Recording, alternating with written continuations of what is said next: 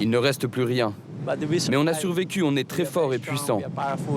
On est habitué aux ouragans. Ce que nous voulons, c'est repartir vite.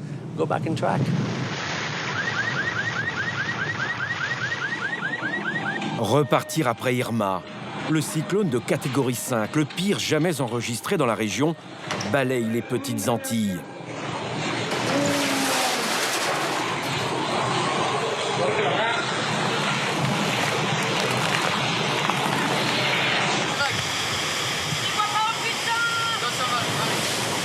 Saint-Martin et Saint-Barthélemy sont les îles françaises les plus touchées.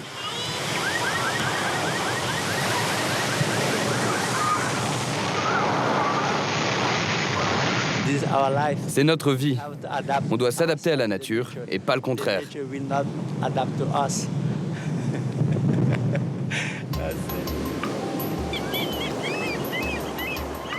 Un sourire de façade qui cache mal le traumatisme. En quelques heures, l'ouragan transforme ces plages paradisiaques en enfer. Pourtant, ces îles de l'Atlantique Nord avaient déjà connu pareil cataclysme, mais pas de cette ampleur. Sur cette image satellite, on voit la progression du cyclone. 500 km de diamètre, soit la distance entre Paris et Bordeaux.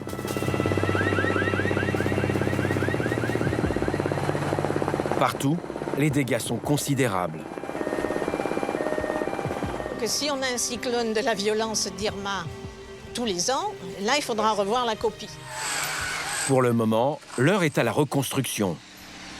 Ça y est, les ouvriers sont arrivés. Ils viennent de métropole parce que tous les ouvriers ont tellement de travail sur l'île, voilà, qu'on a été obligé de prendre des entreprises extérieures à l'île.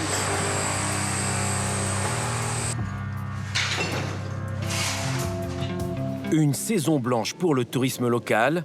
Désormais, il faut relever les manches.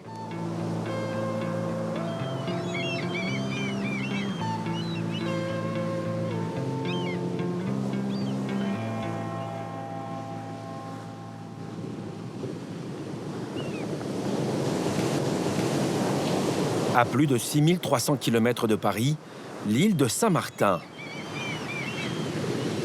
Et juste à côté, celle de Saint-Barthélemy. Deux territoires français au cœur des Caraïbes. Notre voyage commence ici à Saint-Martin. Nous sommes en décembre 2017, 3 mois après le passage du cyclone. La résidence Pinel était jusqu'au passage d'Irma un havre de paix entre collines et océan. Christophe Enoch n'imaginait pas à quel point l'ouragan allait bouleverser sa vie et celle de ses proches. Alors voilà, ici c'était chez mes parents, chez mon père. L'eau est montée jusqu'au niveau où le mur a été égratigné, on va dire, tout autour de la maison. Et donc on va dire que c'est monté à peu près à ici 1,20 m, 1,30 m. La mer, elle a juste défoncé tout ça, les meubles ont flotté à l'intérieur et ça a fait machine à laver et tout est ressorti dans les jardins. Là, les jardins ont été nettoyés, mais tous les jardins étaient remplis d'objets qui appartenaient à tout le monde, tout mélangé, quoi. Alors là, c'était la chambre de mes parents et tout est mélangé, les chaussures, les vêtements, les meubles, les morceaux de placo, c'est irrécupérable. Ce qui est difficile, c'est de perdre toute son histoire familiale. Mon père avait 80 ans, il y avait dans cette maison une commode du 19e siècle en chêne massif. On ne l'a jamais retrouvée, elle est partie, elle a flotté, on ne l'a jamais retrouvée. Mais il n'y a pas que ça, il y a des photos de familles anciennes, il y a tout ce qu'on avait dans nos disques durs, qu'on avait numérisé de notre patrimoine familial, qu'on a perdu, quoi. Les meubles, on s'en fout, mais les souvenirs, les preuves de notre histoire familiale, on a perdu. C'est ça qui est dur. Son père vit désormais dans une maison de retraite. Ici, c'est ma sœur qui habitait ici. C'est pareil, hein, ça a été fermé, mais à l'intérieur, tout est pourri. Pour sa sœur, plus question de vivre sous les tropiques. Avec son mari, elle est repartie en métropole. Christophe et sa femme, eux, refusent de baisser les bras. Hello. Ça avance? Ça sort facilement? Faut pas se décourager, là. Hein. Non, non, non. On avance. Ouais, on a besoin de revenir chez nous le plus rapidement possible. Dans combien de temps, votre avis? 4-6 mois. Voilà, entre 4 et 6 mois. Ouais. Dans la résidence, une demi-douzaine de propriétaires s'entraident. Je peux me brancher là alors, essayer de brancher mon... Essayez de voir si ça marche. Peut-être ils vont bosser là, je vais les emmerder. J'ai essayé, ils bossent là. Attends, regarde à l'extérieur si ça marche. Christophe n'a aujourd'hui ni électricité, ni eau courante. Là où je veux arriver. Vous allez finir la baie vitrée aujourd'hui? Dernière chambre et puis dernière salle de bain, et après ce sera presque habitable. Après, il faut peindre. Et surtout qu'on va mettre des putains de barrières devant les portes vitrées. Toute la hauteur du rideau, on va protéger ça comme un blocos. Cette fois-ci, la mer rentrera pas. On verra. Ouais. Moi, en tout cas, si la mer rentre, j'enlève tout.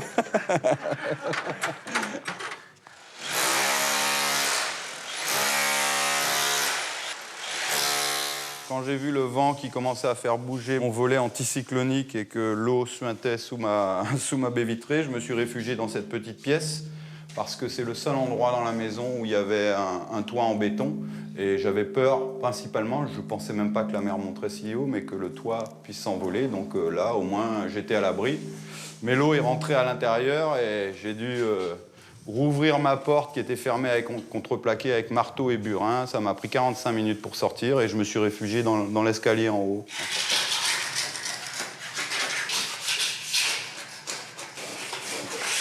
On se sent des réfugiés climatiques en quelque sorte, un sentiment d'abandon.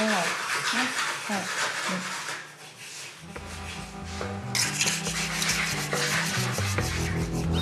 Sur une grande partie de l'île, les stigmates restent bien présents.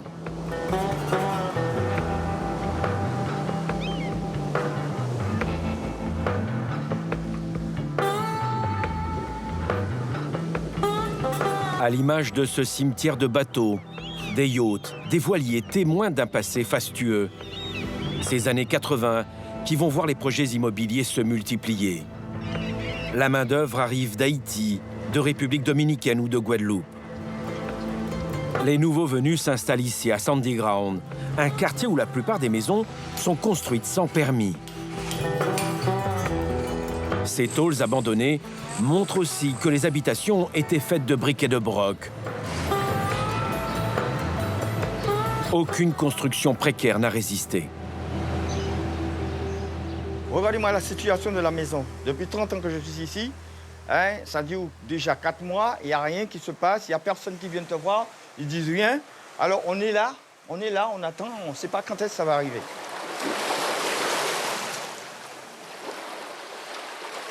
Henri est arrivé au moment du boom immobilier.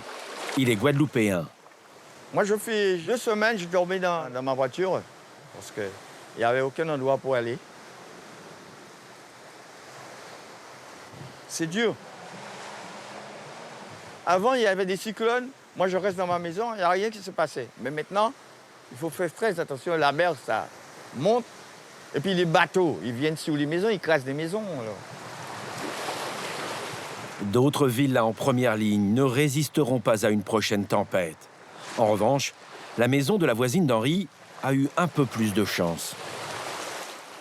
Alors voilà, vous voyez, on a tous été touchés par la mer, le vent, comme tout le monde. Et ben là, il y avait une cuisine. Là, il y avait une pièce à vivre. Et puis là, il y a le bord de mer. Regardez la belle vue qu'on a quand la mer est sage. Moi, quand je me suis installée dans cette maison, je savais que j'étais aux premières loges pour les cyclones. Mais justement, dans cette maison, depuis Louis, elle a eu tous les cyclones. Et bon, elle avait toujours bien résisté. La peur reste omniprésente. Dans quelques mois, une nouvelle saison cyclonique démarre. Évidemment que si on a un cyclone de la violence d'Irma tous les ans, là, il faudra revoir la copie. Mais, à mon avis, on n'en est pas là. Edith reste optimiste. Sandy Ground est son petit paradis qu'elle ne veut quitter pour rien au monde. Pourtant, son quartier a mauvaise réputation. Il Il y a eu énormément de pillages dans l'île, une catastrophe. D'ailleurs, ça a détruit les commerces que Irma n'avait pas détruits. C'est une honte, une horreur. Ils ont raison. Mais ici, il n'y a pas un bibelot qui a disparu. Donc, pour le quartier le plus dangereux de l'île, je dois dire que moi, je suis très contente d'être ici. Aujourd'hui, Edith tente de venir en aide à ses voisins. Elle veut retrouver le propriétaire de ce bateau qui a défoncé plusieurs maisons, dont celle d'Henri. Il a l'air bien solide, hein? Tu as vu ça? Tu te rends compte? De ce côté-là, comme c'était sur la mer, Oui. il n'y a rien. Mais de l'autre côté, il est vraiment fracturé. Ouais, Victoria. Il a dû être bousculé, brinque-ballé là, par les vagues. Et taper. Une fois qu'il était incrusté là-dedans, il ne pouvait plus ressortir. Heureusement, parce qu'imagine un peu s'il avait continué. Comme la plupart des propriétaires de Sandy Ground, Henri n'avait ni assurance ni permis de construire. Aujourd'hui, il n'a plus rien. Seul un abri provisoire dans une école désaffectée.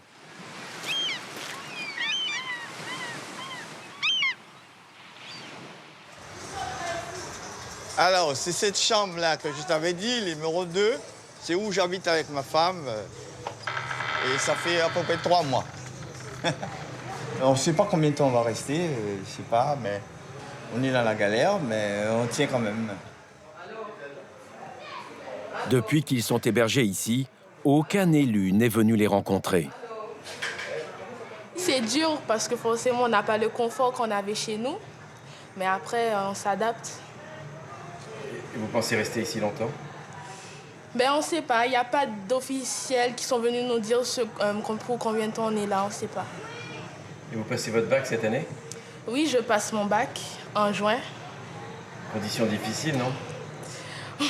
Oui, mais voilà, je m'adapte. J'ai pas le choix de toute façon. S'il y a pire que ça, il y a des gens qui n'ont pas d'endroit du tout. Donc, nous, on a ici, donc ça va. On est déjà invité, il faut pas.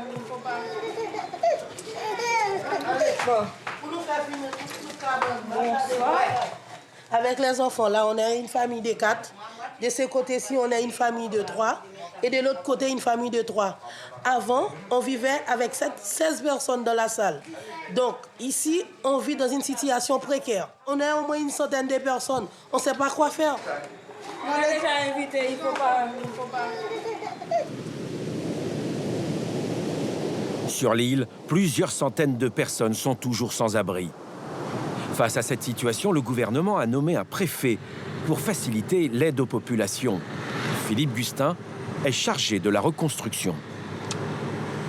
Qu'est-ce que ça revit par rapport à ce que c'était ici? C'était Bagdad, hein, avec tous les déchets qu'il y avait partout ici.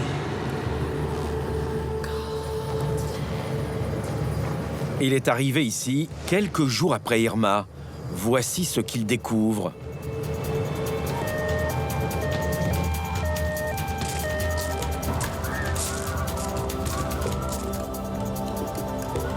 La résidence a depuis été nettoyée.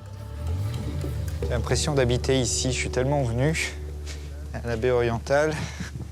Non, mais sûrement, je vais avoir vu toutes les maisons. Il a rendez-vous avec les Dubrulle. Oui, bonjour. Bonjour, monsieur le préfet. Bonjour. Bienvenue.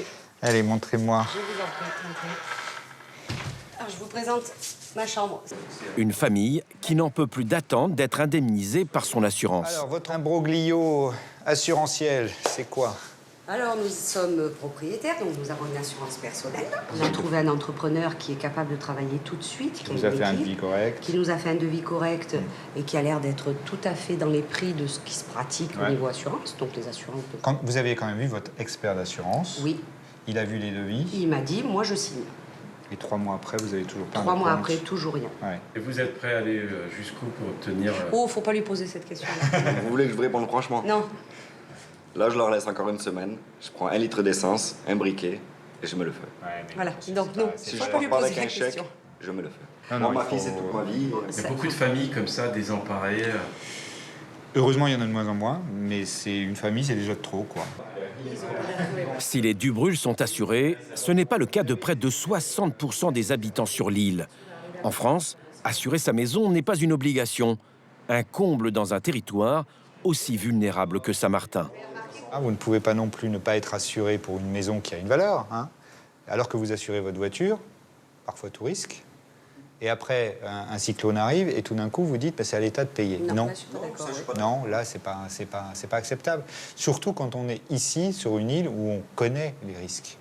Voilà, on sait qu'il y a des cyclones, on sait qu'il y a des tremblements de terre possibles. Voilà, donc on s'assure. Ce jour-là, le préfet Gustin fait le tour de l'île pour voir comment accélérer l'indemnisation des sinistrés. Sa mission est délicate car il faut d'abord estimer les dégâts. Il nous emmène dans un quartier où il y a en majorité des résidences secondaires.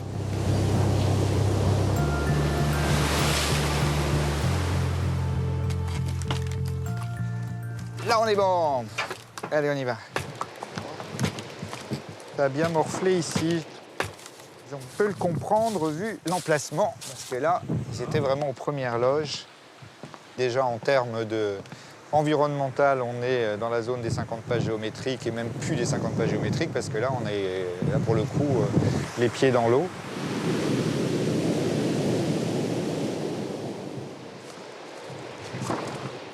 Celle-là, la plus intéressante quand même. C'est dangereusement quand même. Bah oui, ça prend dans l'air, quoi. Il est accompagné ici par un expert mandaté par une grande compagnie d'assurance. On constate quoi? Qu'on a en fait des enrochements, et entre chaque bande d'enrochement, on a des terres, plus ou moins meubles, qui sont extrêmement friables. Puis, sur les 11 maisons, j'en ai la moitié qui sont dans le vide. Que faire? Renforcer la falaise coûterait une fortune. Reconstruire serait irresponsable. Et si on reconstruit ici, l'assureur fait quoi? Il dit non? Je pense qu'il va nous écouter. Et vous allez lui dire quoi? Je pense que ça serait bien de ne pas reconstruire. Un casse-tête pour le représentant de l'État. C'est un coin de paradis. C'est magnifique. Sauf que ce paradis, il peut se transformer en enfer de temps en temps. Et là, il y a quand même tromperie sur la marchandise pour ceux qui ont acheté un petit coin de paradis qui se retrouvent à vivre en enfer. Et ce que j'ai du mal à comprendre, c'est qu'ils souhaitent rester quand même. Le bon sens voudrait qu'on recule un petit peu, quoi. L'objectif de ma mission, c'est de faire que quand il va y avoir un prochain cyclone, parce qu'il y aura un prochain cyclone, peut-être même d'une force supérieure à celui d'Irma, hein, vu les dérèglements climatiques, eh bien, nous n'ayons pas de victimes, parce que nous en avons quand même 11 avec Irma. Il n'est pas acceptable, en tout cas, qu'on ne tire pas les leçons de ce cyclone en termes de bâti. Des villas abandonnées, livrées aux quatre vents et parfois aux pillards. D'où cette équipe de gendarmes qui patrouille. Bonjour. Ce sont des réservistes qui viennent de métropole. Je suis le préfet Gustin, délégué interministériel à la reconstruction de Saint-Martin. D'accord, ok, d'accord. Voilà. Mais c'est bien ce que vous faites. Donc on surveille un petit peu ce qui se passe. Bien sûr. C'est très bien, très bien, très bien. Parce qu'apparemment, il y a encore des gens qui viennent un petit peu dans les maisons, encore, donc on surveille un petit peu. Vous faites votre boulot, c'est ça qui est bien. C'est votre boulot. C'est bien. Et tout ça, de toute façon, ça va être détruit, tout ça. Ça va être rasé. Ah ben voilà, le bon sens, monsieur, c'est bien. Voilà. Sauf que les propriétaires veulent reconstruire. Et là, on est en zone... pas besoin d'avoir fait Saint-Cyr. Hein. Ça fait, ah oui. Les 500 gendarmes vont rester combien de temps sur l'île, alors? Plus longtemps, et quand ils seront nécessaires, ils seront là. La preuve, vous les voyez, là, sur le terrain, et ils contribuent à la sécurité et à la sérénité de l'île. C'est extrêmement important dans la phase de reconstruction. Les acteurs économiques, la population demandent plus de sécurité. Ils l'ont aujourd'hui. Mais si demain, on compare, il faut justement leur assurer. Et le travail que font ces messieurs là sur le terrain, ils contribuent tous les jours, avec une forte présence. On les voit partout et ça, c'est bien. Bon, merci à vous, bon courage. À bientôt.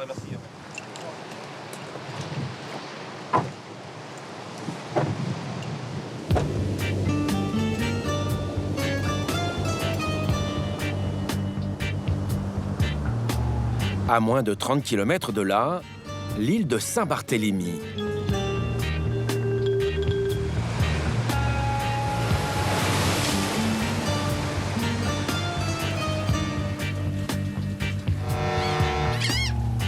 Découverte par Christophe Colomb en 1493, elle est habitée aujourd'hui en majorité par les descendants des colons normands et bretons. Elle est connue pour être une destination haut de gamme. Niels Dufaux est le vice-président de la collectivité.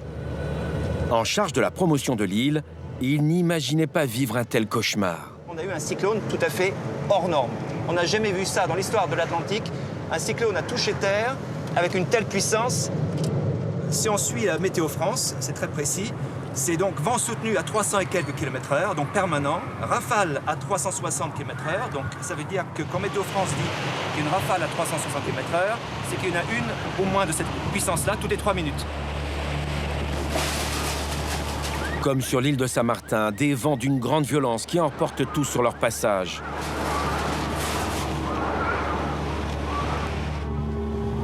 Des mini-tornades du jamais vu. Les indicateurs s'affolent. Les caméras de surveillance ne résistent pas à la force des éléments. En fin de compte, il faudrait rechanger, à mon avis, l'échelle cyclonique qui s'arrête aujourd'hui à 5 et peut-être la passer sur 6. Parce qu'en réalité, s'il y avait eu une échelle 6, c'était un force 6 qu'on avait à Saint-Barth.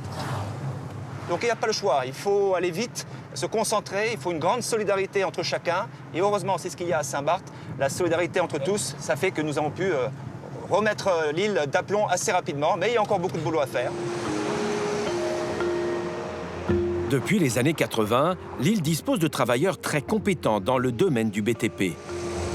Une communauté portugaise de 3000 personnes environ qui n'a pas attendu une minute pour démarrer ses chantiers. En priorité, villas et hôtels de luxe. Nous sommes ici dans un 5 étoiles. Comment ça va? Voilà, on travaille bien, je vois, on travaille bien. On fait ce qu'on peut. Bravo, bravo, ça avance, hein, ça avance. Christophe est gérant, mais aujourd'hui, il est plutôt chef de chantier. Il dirige une dizaine d'ouvriers, maçons, plombiers, électriciens ou carreleurs. Mais ce qui le fascine le plus, c'est la nature qui renaît de ses cendres.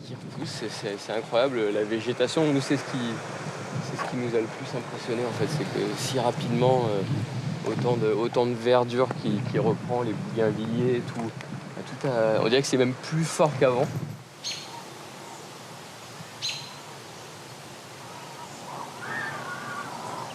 Au même endroit, 3 mois plus tôt.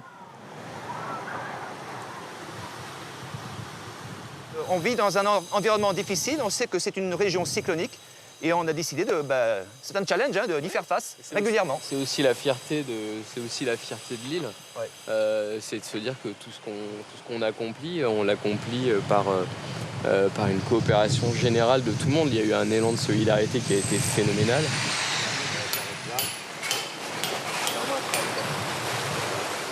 En métropole, ce type de construction serait interdit? Non, on est quand même sous réglementation française au niveau de l'urbanisme. Donc, là, vous êtes les pieds dans l'eau, donc... Oui, mais on a ce sentier du littoral. Voilà. Notre propriété s'arrête à l'enrochement, mais vous avez la bande de littoral qui est tout à fait praticable.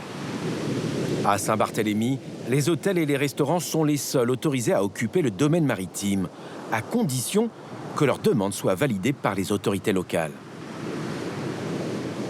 Nous, on n'a pas le choix économiquement. Il faut qu'on ait des hôtels en bordure de côte, si je peux dire, pour faire tourner l'économie. Sinon, on serait tous haut de crête et là, il n'y aurait pas de place. Donc, voilà. Et ce serait très compliqué. On va dire ça. Oui, très compliqué. Il y a des milliers de tierces parties qui sont des satellites du tourisme, des profs de yoga, des profs de sport, des chefs à domicile, tous ces gens-là qui vivent du tourisme. Métiers, voilà, c'est ça, il y a tous les métiers. Voilà. Et on s'est dit, on ne peut pas décemment dire, on va prendre notre temps. Non, il n'y a pas de temps à perdre.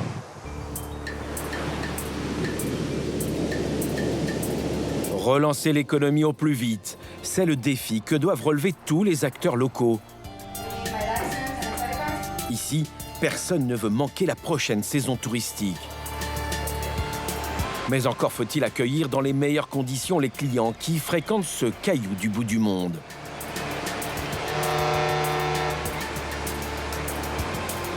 Saint-Barth a la réputation d'être une île pour riches. Mais derrière cette image, il y a l'envers du décor. C'est des gens très riches ici? Non, C'est les gens du quartier, les gens de l'île. C'est pas une île de riches alors Saint-Barthélemy? Non. C'est une île où c'est des gens normaux qui y habitent, sauf que des riches ont trouvé l'île belle et ils ont investi. Bernard Gréau est pêcheur. Il fait partie des 9500 habitants qui vivent ici à l'année. Sa famille est installée à l'Anse-des-Cailles depuis le XVIIe siècle.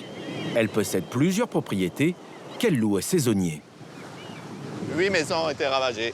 Chez mes parents, chez mes oncles, toutes les maisons ont été ravagées, tout ce qu'il y avait en bord de mer. On est déjà en train de réparer pour pouvoir nous permettre de ne pas perdre tout, quoi. On avait des locataires dans ces maisons-là, on est obligé de les retaper le plus rapidement possible, pour permettre que les gens reviennent dans leur habitat.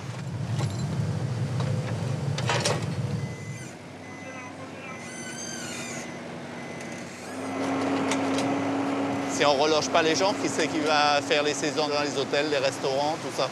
Les gens des restaurants ont besoin de travailler aussi. Et donc leur toit, c'était chez nous. Hein. Pour que le milliardaire soit bien, il faut des gens qui travaillent sur l'île pour lui.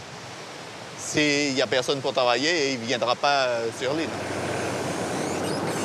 Ici, pour démarrer les chantiers, la plupart des propriétaires n'attendent pas l'indemnisation de leurs assurances. Ils utilisent leurs économies ou ils empruntent à la banque. Vous n'attendez rien de l'État? On ne leur demande pas de nous donner de l'argent. On leur demande d'avoir de la considération pour ce qui s'est passé sur notre île. L'avantage, c'est que nous, les Saint-Barth, comme on est sur un caillou loin de tout, depuis notre jeunesse, on a dû se débrouiller. Ma génération, on a travaillé sur les chantiers, on a appris à faire des maisons. Et donc, souvent, ma génération, on a construit nos maisons nous-mêmes. Pour Bernard Gréau, pas de doute, Saint-Barth sera prête dans quelques mois à accueillir les milliers de saisonniers comme les touristes qui apprécient le cadre et les paysages de cette île de 25 km².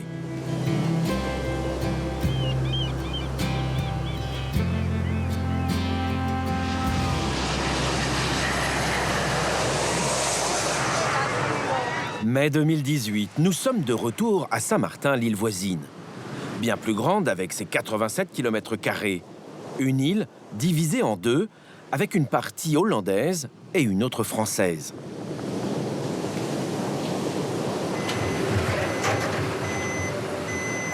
Neuf mois après le passage d'Irma, une nouvelle catastrophe écologique s'annonce. Ce sont des sargasses qui s'échouent en masse.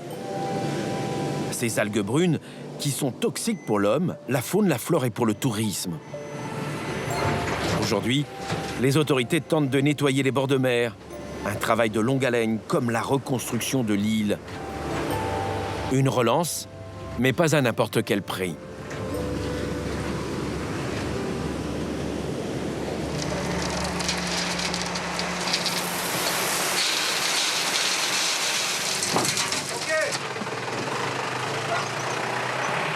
Nous sommes de retour dans le quartier populaire de Sandy Ground. Vincent Rodriguez est le chef de l'Office de l'urbanisme. Avec son équipe, il est chargé de contrôler la légalité des chantiers en cours. Madame, bonjour. On peut s'asseoir avec vous? Discuter? J'ai vu, vous êtes dans une zone à risque, vous le savez. Oui. Donc pour toute réparation de travaux dans une zone à risque, vous devez déposer à la collectivité une déclaration de travaux post-Irma. Est-ce que vous êtes au courant de ça? On savait qu'on pouvait refaire identique sans rien ajouter. Voilà, mais ça vous pouvez le faire. Mais vous, comme vous êtes dans une zone à risque, vous devez nous le déclarer à la collectivité. Ah, d'accord. Ça fait que je vais vous demander de passer au bureau le plus tôt possible parce que nous, on va repasser pour après faire un contrôle. D'accord. Vincent dispose d'un logiciel qui lui permet d'enregistrer en temps réel toutes les infractions au code de l'urbanisme. Vous voyez, là, je viens de vous géolocaliser, vous êtes dans toutes les zones à risque possibles. Qu'est-ce qui a détérioré votre maison? C'est la houle ou c'est le vent? Oh, bon, je dirais plutôt qu'il y avait un bateau qui s'est passé. Ah, c'est le bateau qui est plus loin qui est venu échouer sur votre maison. Des patrouilles quotidiennes où il répertorie également les habitations les plus menacées. La maison, là, il n'y a pas de travaux en cours, mais un arrêté de péril est en cours de rédaction, car elle menace de s'effondrer. C'est un risque pour les riverains, pour la population et pour l'environnement. Là, il faut la détruire. Là, oui, effectivement. Détaché de la police nationale, son rôle n'est pas répressif. L'objectif est avant tout de sensibiliser les habitants aux dangers qu'ils encourent à vivre en bord de mer. Mais là, vous n'arrêtez pas les travaux là. Non, nous n'arrêtons pas les travaux car nous laissons la possibilité à cette famille de régulariser sa situation. Et si la commission dit non? Eh bien, nous reviendrons préalablement avec elle et un procès-verbal sera alors rédigé pour une infraction à l'urbanisme.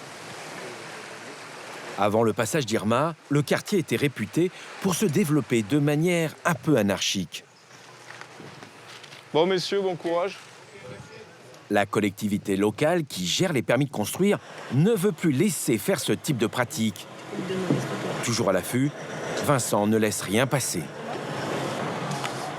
Il faudra qu'on soit vigilant, là. Ils vont sûrement monter à l'étage. Ah oui, c'est clair. Ouais. C'est même plus une déclaration post-Irma, c'est un permis de construire. L'équipe est composée de 5 personnes. 5 jours par semaine, elle quadrille l'île. Cette maison, tous les murs porteurs ont été détruits ou fortement endommagés.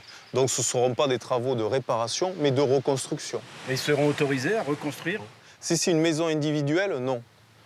Parce que nous sommes en zone à risque. Si c'est un guest house, une maison destinée à la location, ça sera autorisé, mais il y aura des contraintes. Des contraintes de toutes sortes, comme la construction d'un étage supplémentaire, d'une pièce refuge, où les personnes pourront s'abriter en cas de submersion marine ou de cyclone. Le but, c'est de relancer l'économie en favorisant la reconstruction et les réparations sur les établissements recevant du public. Nous nous rendons dans un quartier épargné par Irma. Nous ne sommes pas dans une zone à risque, mais nos patrouilles ne se limitent pas aux zones dites de danger. On est en action sur tout le territoire.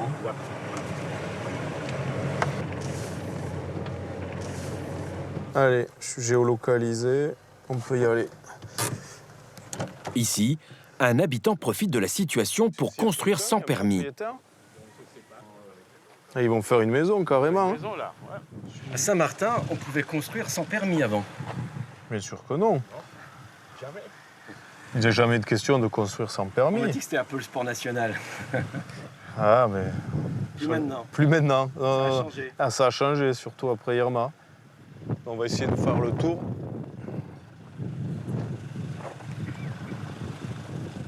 Messieurs, bonjour. Bonjour, service de l'urbanisme. Vous parlez anglais? English? Oui, oui. Qui est le propriétaire? Je ne sais pas. Vous ne savez pas? Mais qui a construit un peu plus loin? Je ne sais pas. Moi, je travaille ici pour la dame. Ok.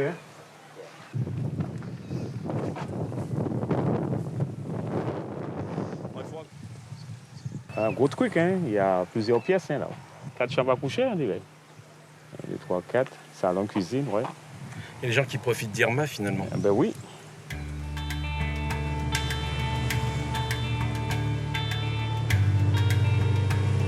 Leur patrouille a commencé il y a 4 mois environ.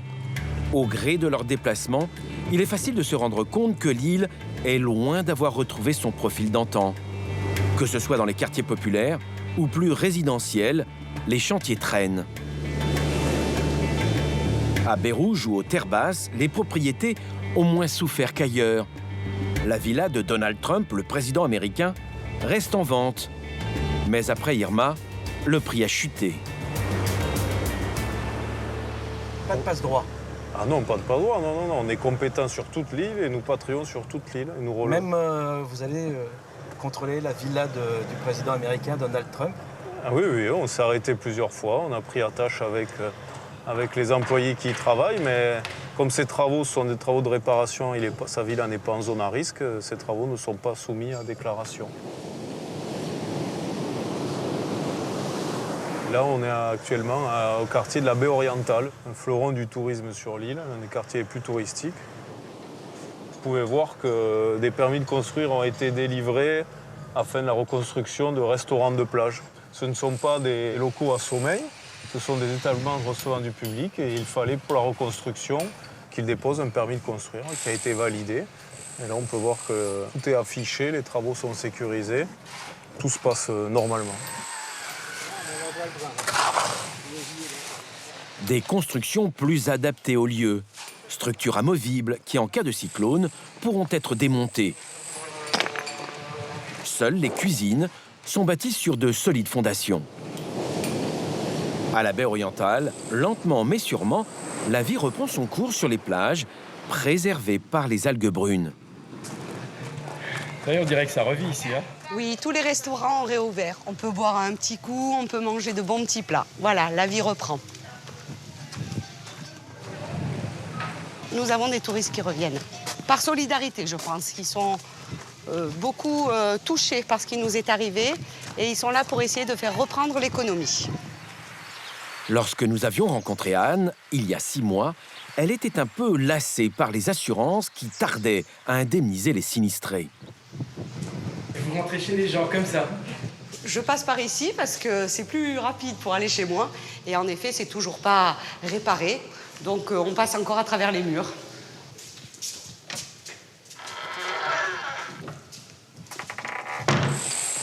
Dans sa résidence, la plupart des propriétaires sont partis. Oula, mais on entend les bruits de chantier, c'est chez vous? Oui, ça y est, les ouvriers sont arrivés. Ils viennent de métropole parce que tous les ouvriers ont tellement de travail sur l'île, voilà, qu'on a été obligé de prendre des entreprises extérieures à l'île.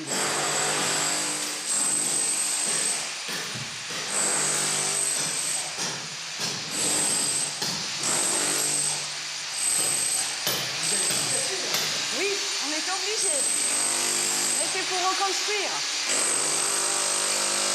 Voilà le chantier. Un vrai chantier, vous avez l'air heureuse. Oui, ça fait du bien. 8 mois après, je vais pouvoir reconstruire ma maison. Ah, ça fait du bien quand ça s'arrête. Oui. Mais c'est un beau bruit. C'est le bruit que j'attends depuis 8 mois. Alors, ici, c'est ma cuisine. Derrière, vous avez la première salle de bain et derrière, la chambre. Avec le tas de gravats qu'on a déjà sortis, qui prouve notre avancée de travail. Voilà. C'est tout ce qu'il y avait dans ma maison. Enfin, tout ce que Irma n'a pas cassé. Et toute la famille se mobilise. Tu vois, il rentre du boulot et tout le monde s'y met. Ça reste... C'est vos amis, ça? C'est mon fils. Ah, d'accord. Voilà. Ah, tout le monde au travail, quoi. Ouais, parce qu'il faut que ça avance.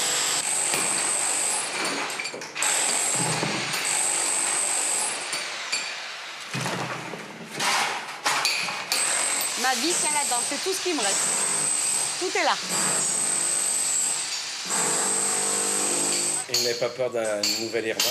Non, parce que cette fois, on a les moyens de se protéger. On a anticipé, on a des projets de construction. Là, on va mettre double paroi de volets, des volets ici avec des barres de renfort, toutes des planches de contreplaqué derrière. On a vraiment pensé à un deuxième Irma, avec des points d'eau dehors, une citerne, des groupes électrogènes, enfin voilà. On prépare le prochain Irma.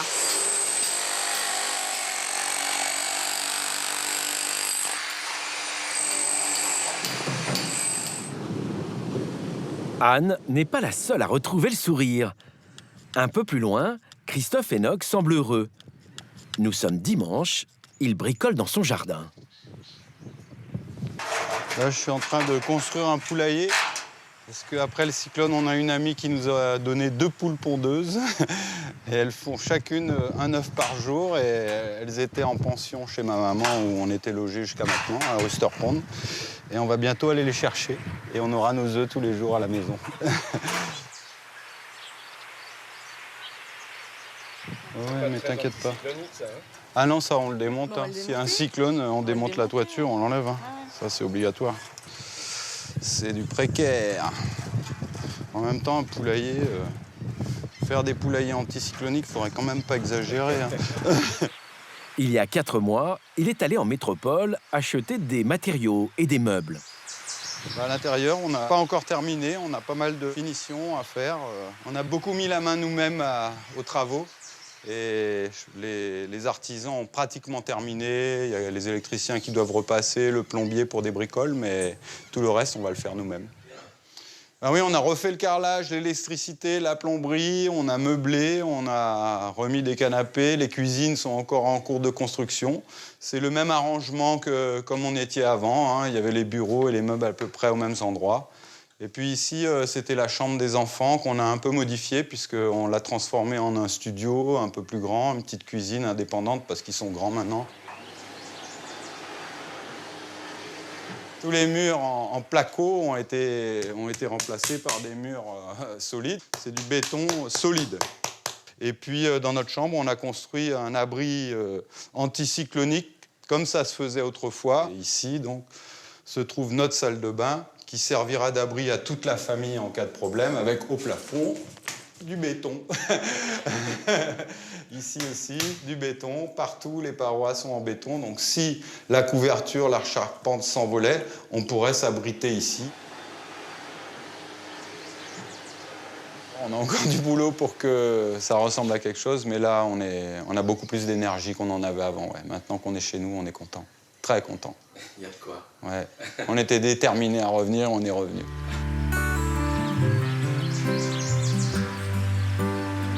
Mais Christophe est en colère car juste à côté de chez lui, des complexes immobiliers sont complètement délaissés. 10 mois après le passage d'Irma, rien n'a été nettoyé. Ce sont les programmes de défiscalisation qui devaient, dans les années 80, développer l'économie de l'île. Tout est à l'abandon. Ça a ravagé notre environnement. C'était des opérations immobilières spéculatives. Et voilà, quoi. Ça a fait un boom, effectivement. Hein. Le BTP, il a marché pendant 10-15 ans, etc. Les hôtels se sont mis en place, ils ont fonctionné. Et puis après, ils ont été revendus à la découpe.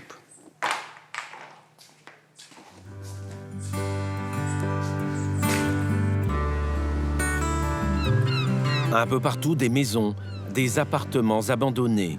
Ce sont le plus souvent des résidences secondaires. Leurs propriétaires habitent en métropole. Aujourd'hui, pourtant, il reste des centaines de sans-abri. Nous sommes retournés à l'école où des familles squattaient en attendant un relogement. Il n'en reste plus qu'une demi-douzaine. Mariam, elle, a passé son bac.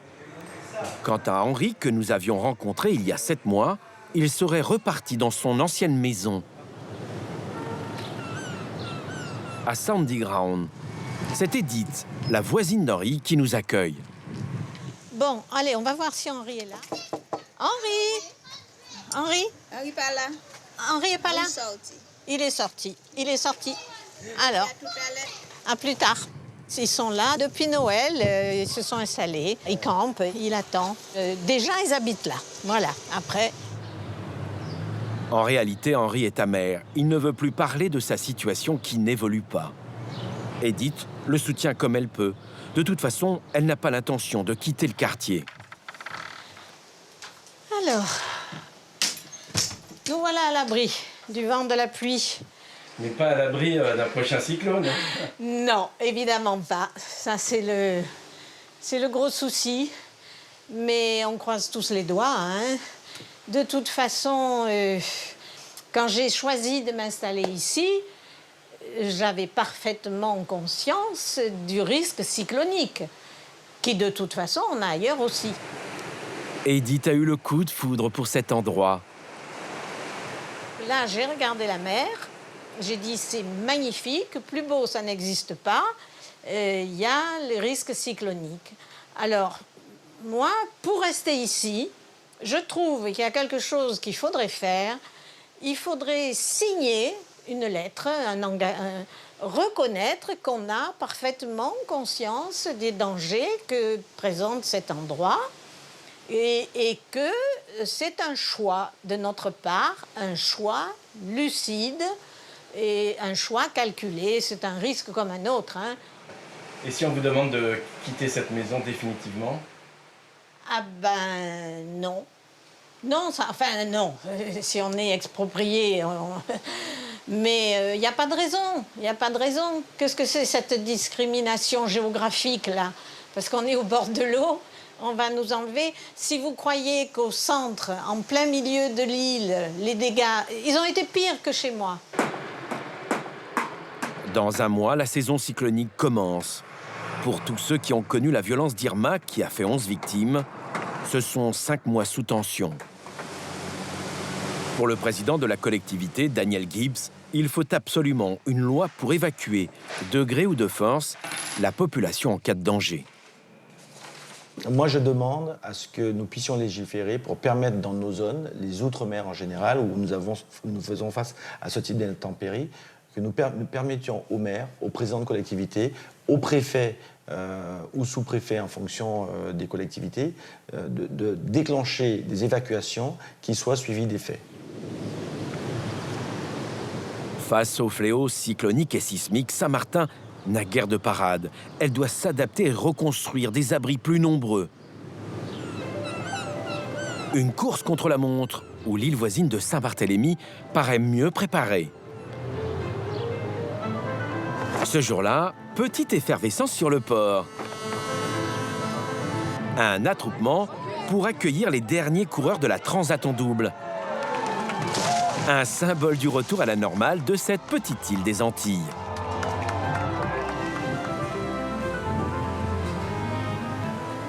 Saint-Barth revit, hein? Oui, Saint-Barth revit, hein? On sent l'ambiance là, hein? C'est sacrée ambiance, ça fait du bien, ça fait du bien. Aujourd'hui, au niveau de capacité d'accueil, on est entre 50 et 80%. On a 19 hôtels ouvertes sur 28, et ces 19 hôtels sont pleins en ce moment. Il y a encore du travail, et c'est pas avant la fin de l'année, vraiment, on va dire en décembre, que les derniers hôtels auront réouvert, et c'est là qu'on sera à nouveau à pleine capacité pour le début de la saison prochaine. À Gustavia, la capitale, comme ailleurs dans l'île, les chantiers progressent rapidement. Après une année blanche, en raison des dégâts sur les infrastructures hôtelières, Saint-Barth renaît sans l'aide de l'Hexagone. Les 4 roues motrices de la collectivité, hein, c'est comme un bon véhicule qui fonctionne. Il faut que les 4 roues motrices soient bien synchronisées. Et les 4 roues motrices, c'est la population, les associations, les socioprofessionnels et une collectivité, bien entendu, qui fonctionne bien. Donc quand ces 4 roues fonctionnent synchronisées, eh bien rien ne nous arrête. Et c'est ce qui vraiment a fonctionné cette fois-ci après la tempête. Et on voit les résultats, donc on avance bien.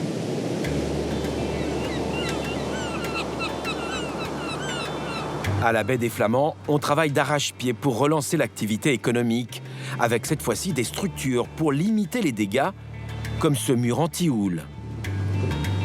Partout, les acteurs du tourisme renforcent leur défense, mais les dernières technologies utilisées laissent penser que l'île serait à l'abri d'un nouveau cyclone.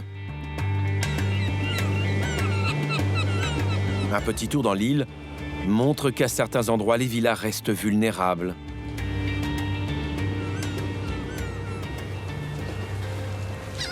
Pour Bernard Gréau, l'un des derniers pêcheurs de Saint-Barth, c'est juste une fuite en avant.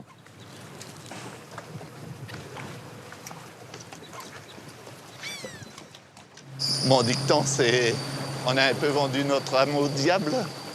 Vouloir courir derrière l'argent emmène à une certaine destruction de l'île. Tout le paysage a été dénaturé. Ils font des constructions n'importe où. De plus en plus de grosses maisons, alors que le typique de l'île, c'est des petites maisons avec des petites toitures. Avec Irma, la nature a montré aux hommes qu'elle était là toujours. Et qu'ils étaient en train de s'asseoir sur des croyances qu'ils croyaient pouvoir maîtriser, mais qu'ils se sont aperçus qu'ils ne pouvaient pas maîtriser. Ça, c'est la leçon d'Irma. Exactement. Bernard Gréau regrette les années 80 où l'île était plus authentique. Aujourd'hui, il refuse de se plier au diktat du tout-tourisme haut de gamme. Il plaide pour une vie plus en harmonie avec la nature et ses ressources. Là, les casiers sont à combien de mètres de fond? Ici, à peu près 30-35 mètres.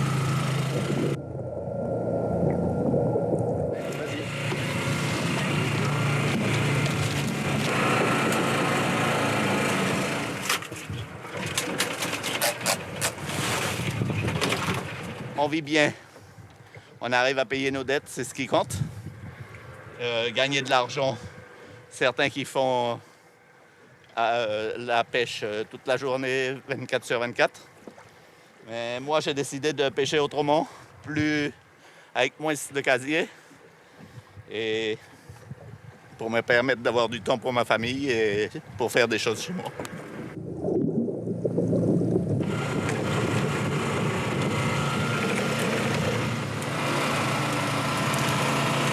Un cyclone, par exemple, ça affecte la pêche? Non. Par exemple, la pêche à la langouste, le cyclone augmente les pêches.